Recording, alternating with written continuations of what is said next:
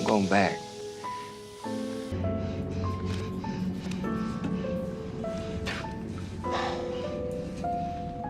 Same actor, same show, 4 years apart.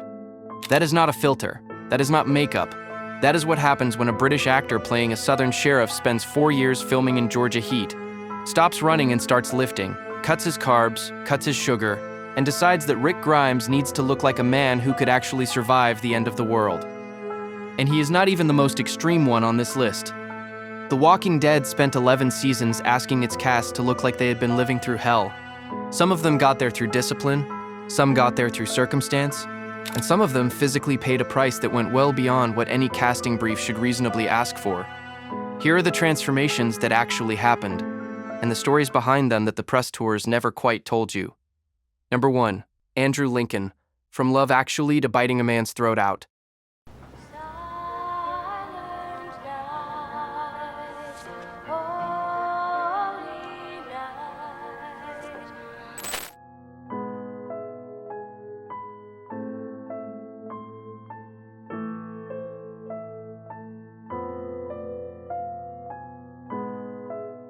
In 2003, Andrew Lincoln was the guy in Love Actually holding up cardboard signs outside his best friend's wife's door.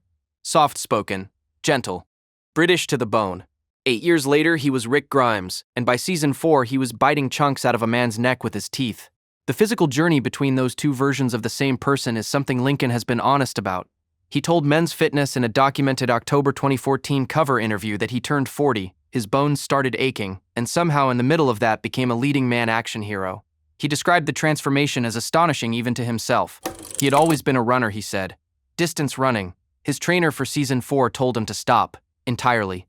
No more long runs. The goal was mass, not endurance, and running was eating through the muscle he was trying to build. He switched to free weights, cut carbs, cut sugar, and built a physique that matched the character Rick Grimes was becoming by that point in the story. Stephen Yeun, who played Glenn, told Men's Fitness about watching Lincoln on set during that period. He said there was Andy showing up and pushing it harder than anything. He was the culture of the show. If your number one guy isn't a diva, who can be? Lincoln maintained that physicality for the next 5 seasons, across some of the most grueling shooting conditions in American television. The Georgia heat and humidity were, as he told multiple interviewers, a workout in themselves. Cast members regularly arrived on set having already lost water weight before a single take. Lincoln filmed Rick Grimes through illness, through injury, through 9 years of 12-hour shooting days in conditions that would have broken most people considerably faster. The man who held up signs for Keira Knightley was under all of it. He never once showed. Number 2, Jeffrey Dean Morgan. The deliberate choice to not be what you'd expect.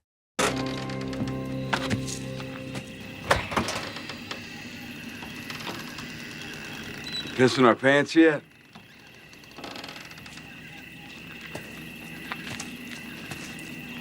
Boy, do I have a feeling we're getting close.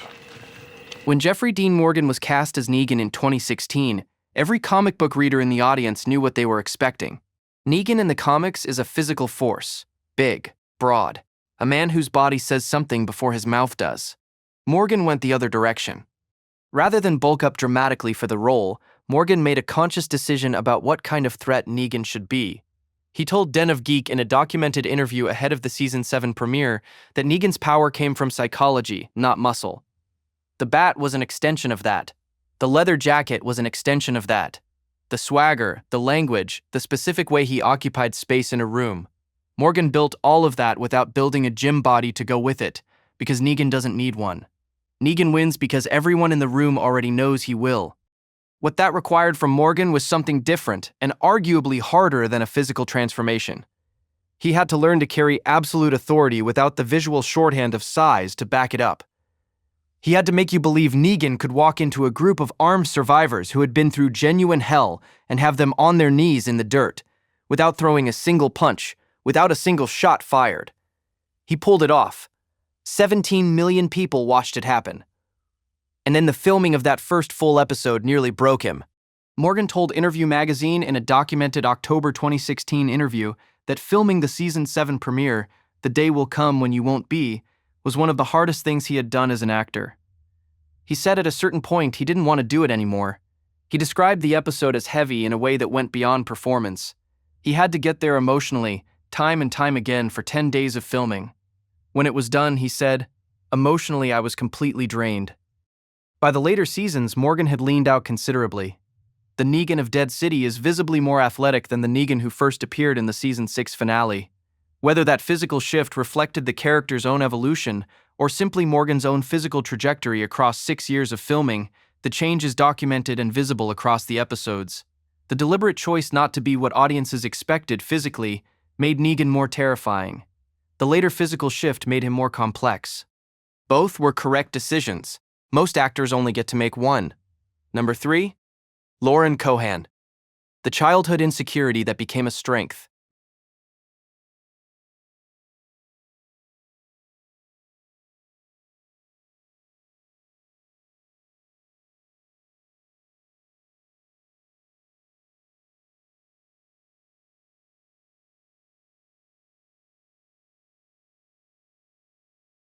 Lauren Cohan arrived on The Walking Dead in Season 2 as Maggie Green, a farmer's daughter on a property that had somehow stayed intact through the early months of the apocalypse. She was relatively slight. She was not the physical presence she would become. What most people don't know is that Cohan's relationship with her body was complicated long before Maggie Green existed. She told Shape magazine in a documented interview that she was very skinny as a kid and was mocked for it. Her response in college was to eat junk food and gain weight deliberately because she didn't want to be made fun of anymore for being too thin. She described going back and forth with her body for years before finding a fitness routine that actually made her feel like herself. The Walking Dead changed that permanently. The physical demands of playing Maggie across 11 seasons, the fights, the running, the survival sequences in Georgia heat, the requirement to look like someone who could actually handle what her character was handling, pushed Cohan into a level of physical conditioning she has described as the best shape of her life. By the time she appeared on the cover of Shape magazine, she had chiseled visible muscle definition and told the interviewer that if she didn't get a workout in the morning, the whole day felt wrong. The arc from a skinny kid who was mocked in her teens to a woman who could credibly lead a group of apocalypse survivors through 11 seasons of increasingly brutal storytelling is one of the most genuinely impressive physical journeys in the show's entire cast.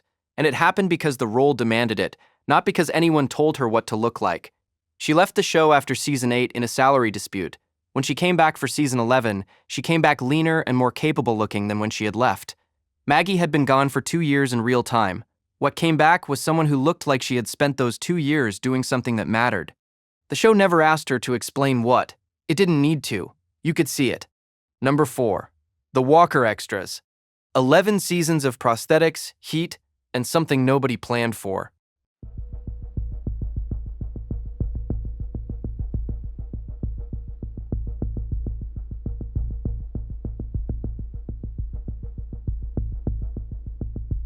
This entry is not about one person. It is about hundreds of them. The Walking Dead employed a rotating pool of background extras across 11 seasons to play walkers, the shambling dead who defined the show's visual landscape from the first episode to the last. These performers spent up to 14 hours a day in heavy prosthetic appliances in Georgia locations, where summer temperatures regularly exceeded 100 degrees Fahrenheit. The makeup alone took hours to apply. The prosthetics covered large areas of skin. The contact lenses distorted vision. The fake blood and latex baked in the sun. What the show's behind-the-scenes documentation describes across multiple accounts is a physical experience that went well beyond ordinary background extra work. Performers lost weight across seasons of this work, not because they were trying to, but because the physical demands of moving in heavy makeup and extreme heat across long filming days burned through them. Skin conditions from extended prosthetic use were documented among regular background performers. The smell of sweat, latex, and fake blood on a large group of people in direct sunlight was, according to crew accounts, something that took your breath away when you first encountered it and became normalized over weeks. There was also the psychological effect that the production staff noticed and documented. During lunch breaks, the extras playing living human characters naturally separated from the extras in full zombie makeup.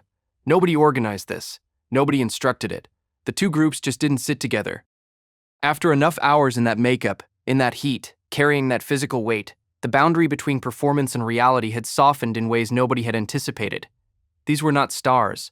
They were not even named cast members for most of them. They showed up every day, put the makeup on, went into the Georgia sun, and physically gave the show something it could not have existed without. By the end of 11 seasons, the ones who had been there from the beginning had bodies that remembered all of it. Number 5. Andrew Lincoln's Season 4 finale. The night he filmed something that required raw chicken in his mouth.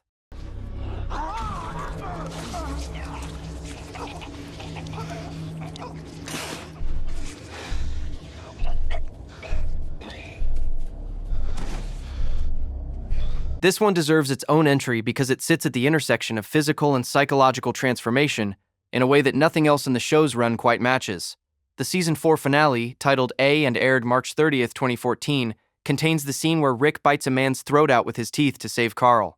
It is one of the most visceral moments in 11 seasons of a show that was never shy about visceral moments, and Andrew Lincoln filmed it at 4:30 in the morning with raw chicken and fake blood in his mouth, according to the Collider documented account of the episode's production. He had asked showrunner Scott Gimple beforehand if they were going too far. His documented question to Gimple, as reported by Looper citing the Yahoo TV interview: "Scott, we've always been incredibly responsible with where we go and the darkness and the brutality of the world that we inhabit. Do you think we may be going a little bit far on this?"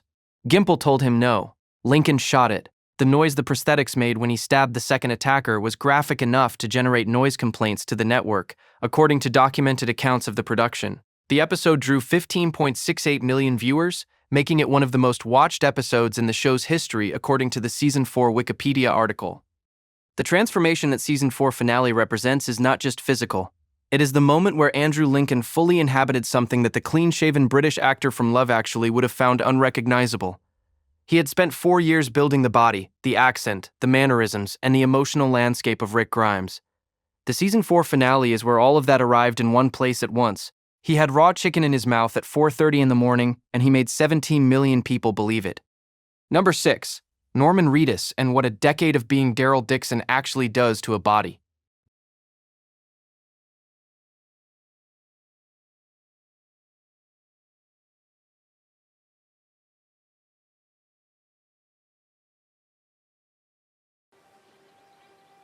Proud of you. No, I am. You took Hornsby's job and you made it your own. Made everything better. For you, for the kids. Norman Reedus was not supposed to exist. Daryl Dixon was not in Robert Kirkman's original comic. Reedus auditioned for the role of Merle, and the producers liked him so much they invented a new character specifically to keep him. Daryl Dixon became, arguably, the most beloved character in 11 seasons of television, and the body that played him for 11 years accumulated damage accordingly. The crossbow became iconic. What it did to Reedus was less photogenic. He gave himself a black eye with it during production at some point during the run, according to the HuffPost documented account of his onset injuries. He cut his arm badly enough during Season 5's filming that the injury was captured on camera before being edited out of the final episode, as Deadline reported in their documented account of the incident in March 2022. He sliced his finger on broken glass from a vending machine during a separate production period. And then, in March 2022, while filming the series finale, he suffered a concussion that he described in documented terms to Entertainment Weekly. His exact words, as cited in the Screen Rant account of the EW interview: "That whole ordeal for me personally was terrifying. I thought I was going to die." He failed a neurological light test after the injury. He had a security guard posted outside his house in case of emergencies. He lay in the dark, per doctor's orders, holding the walls when he walked through rooms, and his first concern was how many days over-scheduled production would run. Reedus had survived a car accident in Berlin in February 2005 that required titanium reconstruction of his eye socket and 4 screws in his nose, according to the Norman Reedus Wikipedia article. He told Entertainment Weekly that the 2022 concussion was worse in how it affected him than going through a car window. That is, the body of Daryl Dixon, the crossbow, the injuries, the concussion, the titanium, and the man inside it still showed up to film the finale. 11 seasons, 6 actors, 6 entirely different physical stories that the credits never told you. From a soft-spoken British man holding signs outside a door to a person biting throats out at 4:30 in the morning. From a man who chose not to bulk up because he didn't need to a woman who spent her teens being mocked for being too thin and turned that into 11 seasons of someone who looked like she could lead the last survivors through the end of the world. The show asked all of them to look like they had been through something. Most of them actually had. So tell us, which of these surprised you the most? Drop it in the comments.